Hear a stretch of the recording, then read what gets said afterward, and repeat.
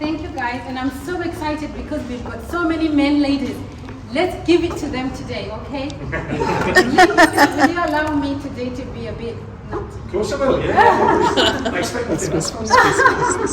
So thank you so much everyone for coming, and happy International Women's Day.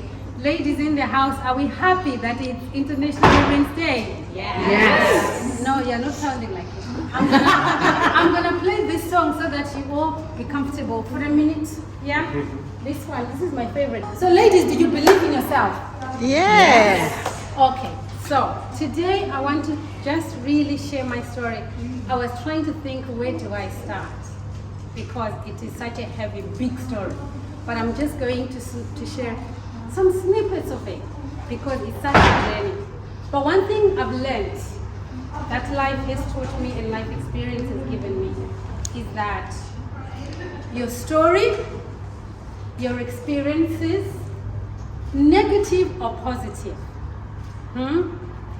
everything that we go through shapes you, it shapes me. Not even one thing should be taken away from that experience. And if we can own it, if we can accept it, if we can embrace it, then we can be truly who we are meant to be. And guess what? Your story, your journey is your superpower. And when you own it and use it for your advantage and to take you to where you need to be, nobody can take it away from you and nobody can use it against you. You know how we have the media as women when we've gone through difficult times, and then you are so afraid that the media is going to come and pick up the story and they are going to run with it. Don't wait for them. Pick your story, talk about it, own it. That's your superpower. Because if you don't go through that experience, you are not going to become who you are truly meant to be. So that's my message today. Let's own our journeys. Let's own our stories. And let's push the boundaries and let's break the barriers. But I put on my slide that across different job roles and industry, there is a lack of diversity between genders, and that has proven controversial. And today we want to break the controversial piece because it should not be controversial. It should be a conversation, and so I'm so grateful for Lee and Tim because all these guys here, you need to listen to us. It should be a conversation. There should be no controversy. We did not choose to be this gender. We did not choose to be females. And so why should it be a controversy? Why should it be even a day that we have to say we are celebrating? I mean, why? Right? Okay. And the extent of these issues from universities. Yesterday I was speaking at Wolverhampton University. We have these issues. In the boardrooms, we have these issues. And in my space as a businesswoman, we have these issues. And I'm going to unpack the statistics. So if you go to the next stage for me. You know what? I was going to share this picture, but it's not showing. Because this picture is my father's house where I grew up. And I was going to share me coming from this to being me here that you see today is a process. It's a process made up of difficulties and good times. But the most important thing that has shaped me today is my most difficult times. They have helped me to grow what I call an elephant skin. I am a little woman with an elephant skin and a big brain. And there is nothing that anybody can do when I put my mind to it will stop me. I'm sorry, I'm not going to stop for nobody. Because at the end of the day, I believe that I have a seed that someone needs me for their life to be better in this world. And so that's what I live for. So if you are on my path, I'm sorry. I'm going to knock you out and I'm going to go. I don't care what you think. I don't care what you say. If you say to me no, yes, thank you. As a matter of fact, yesterday, me and my team, we received the worst news. We were thinking we were going to have this breakthrough, and we're so excited. And we received this news when I came from my tour. And I was like, I have got a mailbox on my Outlook, and I call it my no box, and it's my reference point. And I take my no, and if I'm going to cry, I cry, and I put my nose there, and I keep them because I want them to be my points of remembrance. When I have made it, I'll come back to my no box and I'll make reference. So yes, that's exactly how I roll. So let's go to the next point. So, how did I become then from that space which I've told you? I'm born in Zimbabwe.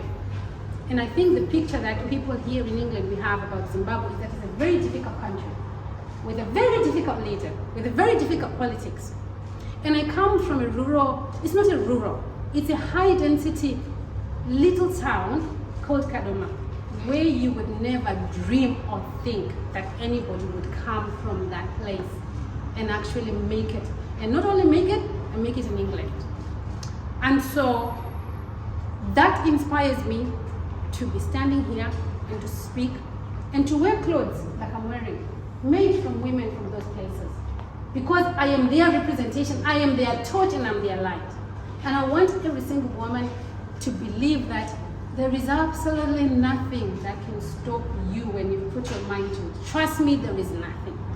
Because from me arriving in the United Kingdom, April 2000, I arrived here with my suitcase with a few dresses. And I'd come here to work as a nurse. Because in Zimbabwe, nursing was a job that was becoming very difficult to do and was paying very little. And I got here, but what I had was a dream. I knew that I wanted to work. I had just got married with my husband, and I told him, if it wasn't for my auntie, I wasn't going to get married. Marriage was not on my to-do list. My to-do list was to do something, build a house that would change my mother's life. That was my dream. So I told my husband, I am getting married because my auntie has convinced me to, but please, you've got to allow me to chase my dream. So we got here, and I worked for a year. And exactly after 1 year, we started and opened our recruitment company, and the rest is history. I have never been to a university. My highest education is GCSEs, which I failed, and I had to repeat. And when I repeated it, when I passed, I went for my nursing. I went to 3 years diploma in nursing. So I arrived in England with my diploma in nursing. And I worked for a year as a nurse. What I knew was I had a dream. I wasn't going to settle for less. And number two, I had whole baggage, the whole community to look after back home. So I had a responsibility. And so I carried that responsibility with honor and with pride, and I said I will do it. So a year from getting here, I opened the healthcare recruitment company. And as I stand in front of you today, the rest is history, like I've said. Our company now hires in-house developers. We develop technology solutions for banks like Metrobank, and in healthcare space here in England. We have had now our health tech technology, Checkup Health, approved on the NHS digital framework as a software that can be used to deliver digital health technology appointments. And probably some of you have had to have digital appointments, and probably some of those appointments are being run by our systems. Now, how did I get here? How did it happen? I mean, how is that possible, right? Because I am a girl who chooses to challenge the status quo. And I am a girl who chooses to own my challenges and say, okay, fair enough. The recession happened. I'm going to come to my next slide. Save 8. And we woke up. Our company had offices across England. London, West Midlands, we had Milton Keynes, West Midlands with a 3 locations. I had 40 staff that were working full-time in my offices. And you wake up and you open those emails and they're telling you that, guess what, you've lost all the contracts. Literally 90%, 95% of business was lost, the recession.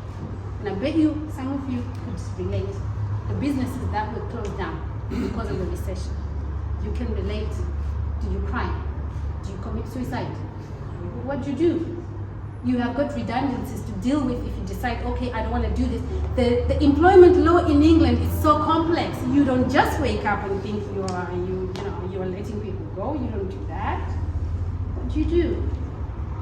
So you either choose, and you have got people in Africa, all those families, all those siblings looking up to you and say, we want food, we want school fees, we want this, and we want this. So what do? You make a decision. Unfortunately, women, we have to make those difficult choices every morning, and we have to choose them. Because even if we don't choose those difficult ones, I don't think the easier ones are easier either. Because if you are not financially stable, you are not empowered. You are going to have to depend on someone. You're going to have to depend on a partner. You're going to have to depend on a husband. So you make those choices, right? So I thought, okay, right, what do I do? And I chose my lessons. I chose, what do I learn from this experience? What do I learn? And so that journey, you tell me from 2008 to 2011, it was 3 years of turmoil, but I was learning. That was my biggest university. How do you put a business in administration? How to understand redundancies? Employment law, now I'm like a lawyer. Employment law, all these things I had to learn and understand, and I had to learn very quickly. And you know what? Through those experiences, that was the beginning of me making decisions that, you know what, I'm gonna go digital.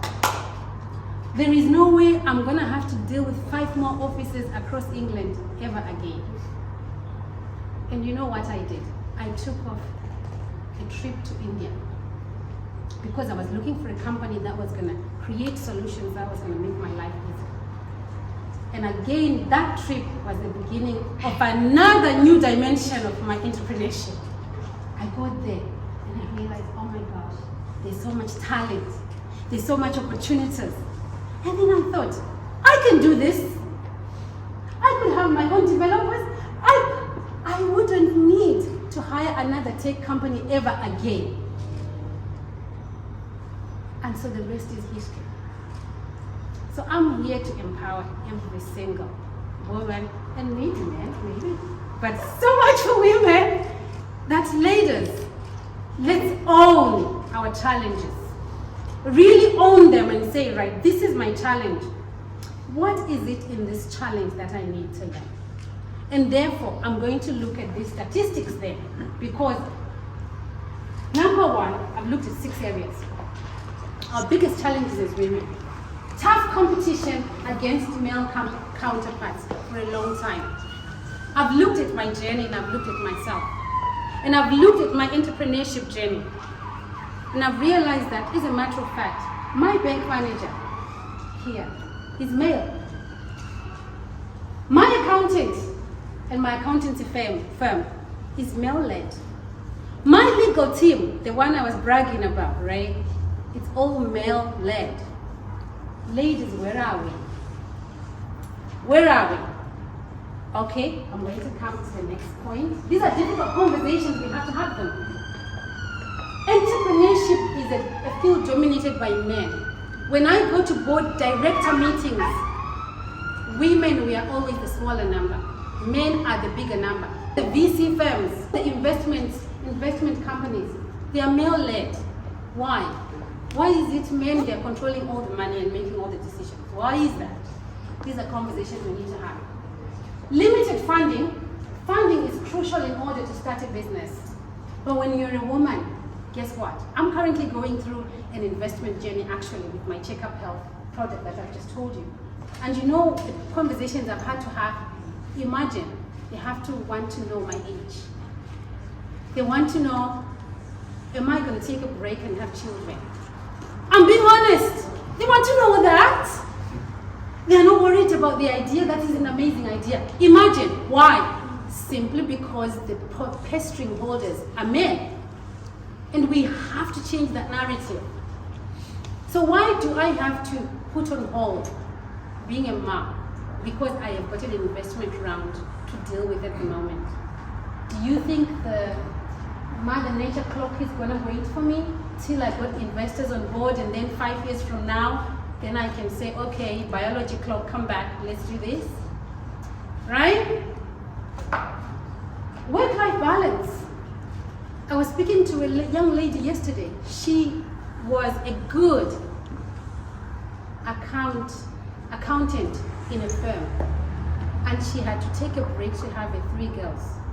And she's gone back and she's told me that, from Guy, I'm struggling because they're asking me to start from a junior role. Now, how does that work? How does that work? So do we stop being moms and reproducing on this planet Earth because we are trying to have equitable positions with men? I don't know. These are conversations we need to have. Minimal support, that's a good example I've just given. Lack of education. So as women, we have to build resilience from more than men times 10, I think, for us to make it, right? Let's go to the next slide. So I said urgent action is needed, and I'm glad Metrobank is taking that action, because that's the one reason why I now bank with Metrobank, because they are supporting women. We've got the Rachels that are available today. Well done to you, Rachel. And please continue to put these things together, because we need more banks, more corporates to do similar to what Metrobank is doing. Diversity is not, it's not something that we just talk about and something that we just think, let's tick the boxes. It is something that is needed to be practiced, because you are going to see on my slides that there is a huge imbalance. And until we make a decision to balance that out, that's not going to work. So let's go to the next. So higher education versus industry. This is what you can see. You can see across all the subjects that it's mainly dominated by men, except in comms, only maybe, and in medicine and dentistry. But let's go to the next slide and you see how that slide changing. You can see the overall gender distribution. So the pink is men and the blue is ladies. And you can see that in our computer sciences and in our engineering subjects, which I was just telling you, the digital health, the world is digitizing. COVID has accelerated how important it is for us to focus on digital skills and digital knowledge. But how do we do that when our education gender distribution is looking like that? How are the girls going to be the key decision makers and directors of tech companies when it's looking like that? Let's go to the next slide. And it gets worse when we now get into the corporate space and into the business space. You can see the funnels. You have got almost equal and almost the same junior staff when people are coming into the workplace. But as they get to mid-level, to senior level, and to CEOs, we've got a problem. Actually, in energy, we've got no statistics that can tell us. But you can see from the graphs, right, or from the table, that as we go to CEO level, women are small numbers. Coming back to some of the factors that I've said, not because they are all the factors, but I believe they are the key factors. Companies choose not to put a woman forward because they think she's going to be taking a break, or they think she's going to be focusing on family, or whichever, or whatever reason. And that conversation has to change.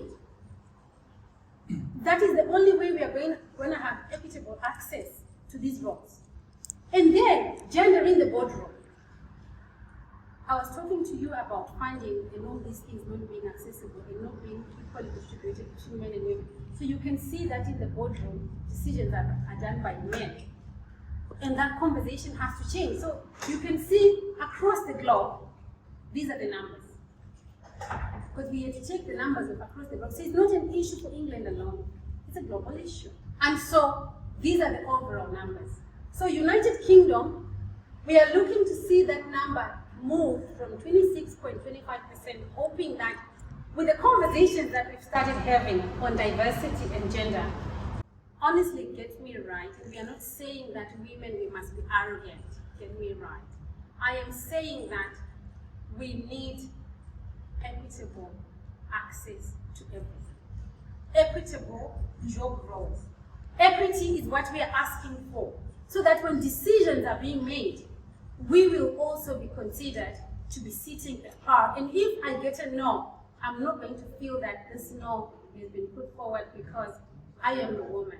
So I'm really hoping that this sharing of my small piece of my story is going to encourage all of us in the room to make sure that let's stick for what we believe in. It doesn't matter whether we are running a business or we are in a job. Let's have the conversation, and let's be comfortable to have the conversation. If a role has come forward and I haven't been given it because I genuinely don't deserve it, then that's fair enough. But I'm hoping that in this conversation we will have more diversity and we will see more women leaders. So thank you so much for listening.